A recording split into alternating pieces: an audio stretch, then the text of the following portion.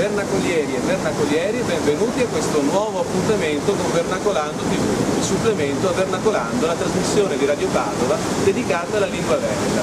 Non perdiamo tempo, passiamo le parole alla Boscola. Boscola, vai! Prima parola. Sì. Magnabain.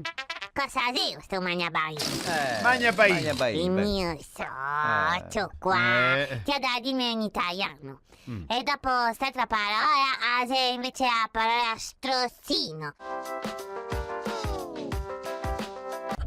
Ma sto Magnabalin qua mi sa che le dura.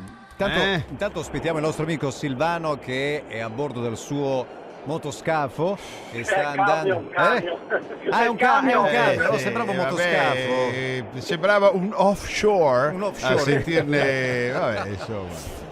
Senti un po', caro Silvano, allora, prima di farci la classica claxonata che pretendiamo da tutti i camionisti che ci telefonano, ci devi dire che cos'è il Magnabain, non lo sai. Il Magnabain, dico che c'è uno che il magna a sbaffo, il magna in fretta, è un gosson. Un gosson. Bello. È il gosson e lo faria anche a uno che è un strozzino, cioè un strozzino che vuole sempre di più a impoverire gli altri, anche quello è un gosson quello. Anche quello è uno che magna, ma è vorace, capisci? Diciamo nel gergo medico il gosson è l'esofago molto largo. Esatto. Perfetto, allora sei stato preciso e adesso facci la nostra bella claxonata, vai!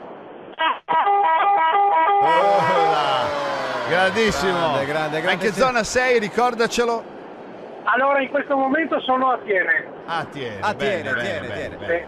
Ciao Silvano, buon viaggio. Grazie. Ciao ragazzi. Ciao. Boscola, vai con le soluzioni. Magnabain. Ecco. Questa già era praticamente la prima parola da tradurre e ti avevi da dirmi in italiano. Sì. Se sto cosa cos'è un Magnabain? No. Un beccaccino a Sara. Mi povero mettesi in mondo lui. beccaccino, Ma accio non qua. bisogna sparare. Quest'altra parola è invece la parola strossino. Strossino nel dialetto dei miei parti si dice despoglianegai. Ma questi duni dice anche despoglianegai. Dipende un fiantino dalle parti. Comunque un disgraziato.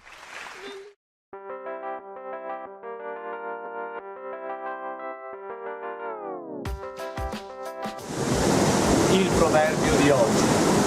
Se ti vuol conoscere una persona, guarda l'uomo al sogo e al male una donna.